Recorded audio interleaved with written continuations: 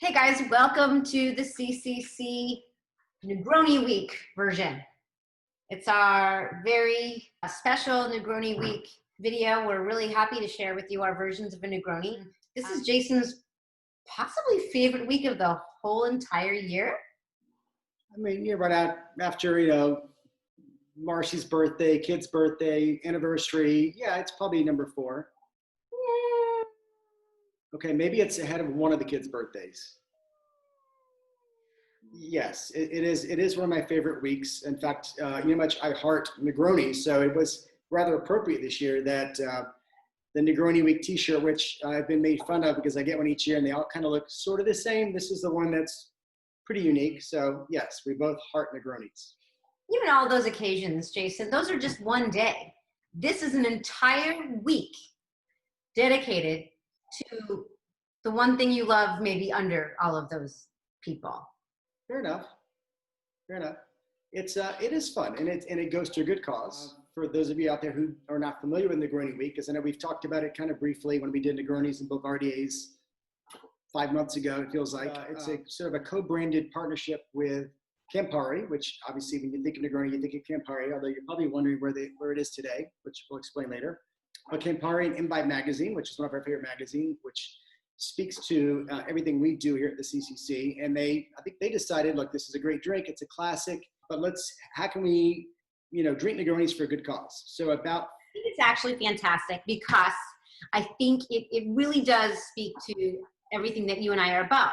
It's a marketing technique for Campari, but more than that, it is bringing people together for a whole week to celebrate this. It's like a week-long pep rally, right?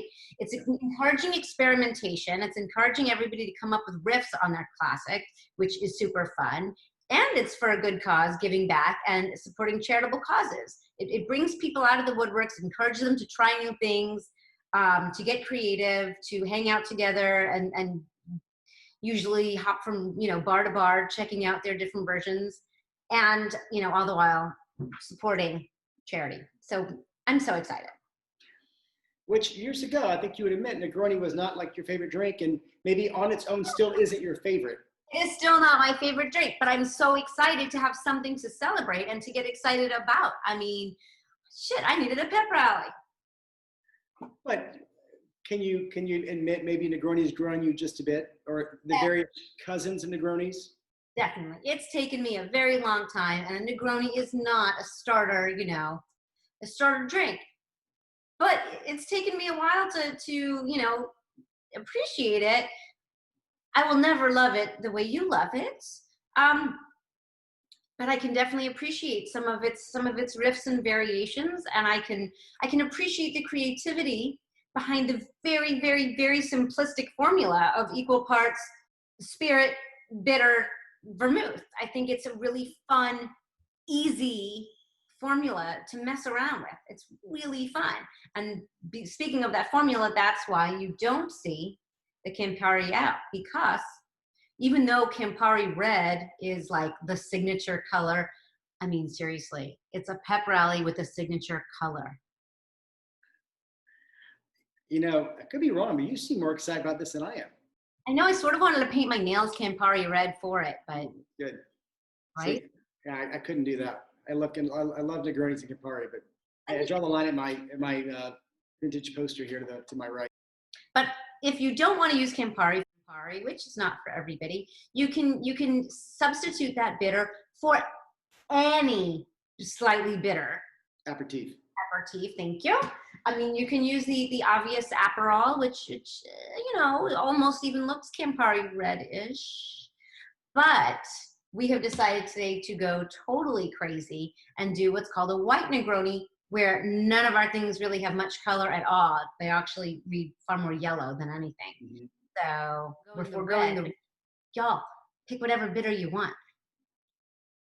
And if you've never had a Negroni and you want to see how we do Negronis, you could go back into our archive. And I say archive, it's truly an archive at this point. We've done 100 drinks, it seems like. So we did a Negroni and a Boulevardier, which is a bourbon rye riff on a Negroni, but it's closer, at least in color, to a Negroni than what we're doing today. Even on the cover of this month's Imbibe, they call for a Kingston Negroni, which is a aged rum version of a Negroni. You can do a Oaxacan with mezcal. I mean, it's really endless what you can do, but typically, Negroni is my favorite, right? well, of course it is. But in most cases, when you think of riffs on Negronis, you still think of that Campari Red. So we felt like today, let's kind of just throw caution to the wind and do a white Negroni and show you guys different ways where I actually think these may be, I don't think they're as good. If I'm being honest, I still like a classic, but they may be more approachable because they're less bitter. It's totally different, but it's also just fun to mess with it. Also, I'm super off sweet vermouth right now, so it gives me a chance to play with my Lillet. Haven't you always been off sweet vermouth? No, but I'm like super off it. If you have Cynar and are not a huge Campari fan, that's a very easy one to sub in. I think a lot of recipes sub in Cynar instead of Campari, and I actually think that may be how I warmed up to it in the first place, by subbing in Cynar, because I'm a huge fan. But it won't be as pretty of a color. This is true. This is true. The only way to get Campari Red is to use Campari. Right. And I still, to this day, say it. To me, it's when you combine the history and just the overall, just the beauty of the drink itself when it's done right with a nice orange peel, I think it's the prettiest drink out there. I noticed you're using Suze today. And you'll notice up here, I actually have, well, let's bring Sailors back over here. So these are all various aperitifs. You've seen Italicus before, which is one of our favorites in the last, year or so, a couple years. I also have Suze, Strega, which we've used recently, and another drink we did. And then Sailors. They're all, all these are French. This one's got a little bit of mint. It's got a little bit of anise. I mean, I find that most of these aperitifs all have a blend of a gazillion different roots and spices. Italicus is Italian. These. I mentioned Italicus in these. I think Italicus is far sweeter. I think Strega is far more herby. Yeah, and then you even have yellow chartreuse, which we talked about as a sub. But I really think, so for a true white Negroni, to get like the clearest of color, I mean, obviously the Lillet is going to have some color in it, but Sailors is what I'm using today. Suze is actually the reason I think you and I both bought Suze a couple of years ago was because of a white Negroni recipe we saw. A good restaurant here in town does a white Negroni with Italicus, and then I just thought of using Strega just as another option if you happen to have it. But this is actually pretty yellow. Suze? Yeah. Oh yeah, like almost like nuclear yellow. Yeah. So to go off of that yellow, since I'm using that and it's already introducing a yellow color, especially combined with the Lillet, I actually opted, and I'm not sure how this is going to pan out, but I'm curious, to use this barrel gin. But it is yellow and not the clear gin. He reads less astringent than a regular gin. He's softer. He's, I guess, a little bit oaky, and far less junipery forward. Also, his bottle is like unbelievably gorgeous. Very pretty. Yeah, this distillery is out of Chicago, and all of their bottles, except oddly their bourbon, are beautiful. Their bourbon bottles. I think it's a really good call when you're, especially this is not a recipe where there is a one size fits all. This, you only have to go this way, and this is all about riffing. So having said that, this is not a place for a floral, I think. This is not a midsummer gin. This is not a Henry gin. So keep that in mind. Yeah. My opinion. Yeah, I think it's a good call. Although I do want to point out the one thing about Negroni Week this year that's different, and I think some of this is going to be doing some research here in Houston on our own, but I know in general across the country, if you look up Negroni Week online, whereas historically there'll be maps for every city of where to go. It's, which places are participating. This year, they're really encouraging people to make their own at home. So keep that in mind. Part of that fun that we've done, Rysse and I, other couples have done over the last few years of bar hopping, is probably not going to be out in a big way this year. There may be some restaurants that are open that are still participating in their own fashion, but it's not going to be a sponsored event in restaurants and bars this year. So generally, the way that the restaurants and bars do it is they come up with their own riff, and then a percentage of their sales go towards the charity, which is how it raises money. And it raises a lot of money, y'all. So this year, they're encouraging you to mess with it yourself and then go online and donate. So if you wanted to go ahead and go online and donate to negroniweek.com, you'll find all the different places. And I know in our own way, CCC will be donating this week. Yes, absolutely. Let's start. So now, really, regardless of which aperitif or bitter you're going to use, the official recipe still calls for 3/4 of that aperitif or that bitter. So you're using Suze, right? I'm using Sailors. if I could back up though, keep in mind a classic Negroni recipe. So Rysse mentioned just the simplicity of it. One thing about Negronis, a true Negroni, is it's equal parts. So 3/4, 3/4, 3/4, 1 ounce, doesn't matter, but it's equal parts, very balanced. Whereas a Boulevardier, which is one of Rysse's go-tos, it's one of Marcy's favorites, actually is heavier on the bourbon or rye. So it kind of cuts down on that bitterness of the Campari. In this case, it's kind of a total mix-up. So again, 1.5 ounces of gin, 3/4 of whatever aperitif, and then 1 ounce of Lillet.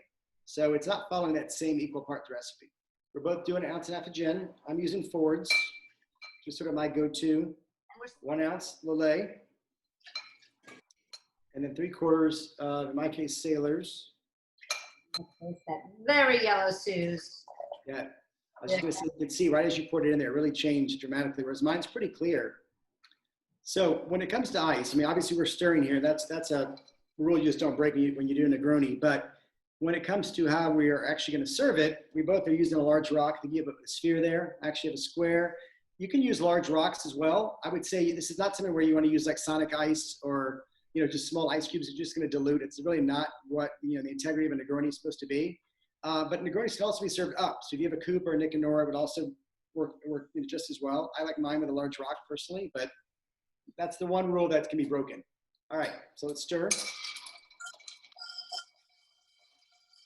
Now, I don't know if you can, you're not gonna be able to tell. I actually found this, if you saw our first Negroni video a few months ago, talked about this cool ice stamp.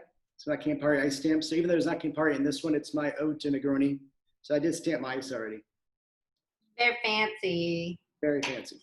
And then a peel for this guy, where it typically would be an orange. Nice, bumpy, citrusy orange. This one, we're gonna use a lemon to kind of stick with this sort of riff on a Negroni. Instead of being very orangey, this is more clear or yellow. It also changes the profile too. Just the scent of a fresh lemon is a little bit different than an orange. So it's gonna actually give it a whole different feel. Or less sweet. I'm gonna give him a nice twist. Yeah, pretty. Very pretty. I'm gonna share what only people that truly know Campari will find funny, but my Campari joke of the week. Are you ready? So I was reading about Campari and imbibe online, and it mentioned, because Campari, again, it's not for everybody. It's sort of an acquired taste. That part of their ad campaign, I think it was in the late 70s, and it was Campari and soda, and it was like 9 in 10,000 Americans agree Campari and soda is their favorite. It was just clever, because instead of 9 out of 10, it was just, now I would say I'm definitely one of those 9, and I'd like to think with Negronis, they've come a long way, but whatever, pretty clever. Okay, well, everybody drink your white Negronis, drink your Campari Red Negronis, drink your Mezcal Negronis, your Kingston Negronis, your Boulevardiers, drink whatever, give whatever, have a great week. I will also say, do not be afraid to use Campari or Negroni recipes in the kitchen. We found quite a few recipes in restaurants that did Negroni pies, Negroni Jello shots, or some things you can do with Campari and a Negroni recipe in the kitchen that are kind of fun for desserts. So. Oh, the other fun thing to do with Campari that I should have mentioned, I actually softened my Campari a couple of different ways. Cacao nib infused Campari is delightful, and coffee bean infused Campari is really nice. So those are 2 fun ways to soften it. I was going to say, it probably cuts the bitterness. Yeah, absolutely. Makes it really nice and more approachable. So those are 2 fun ways of trying. Thank you, Rysse. You're welcome. Enjoy Negroni week, guys. Cheers, Rysse. Cheers, Jason.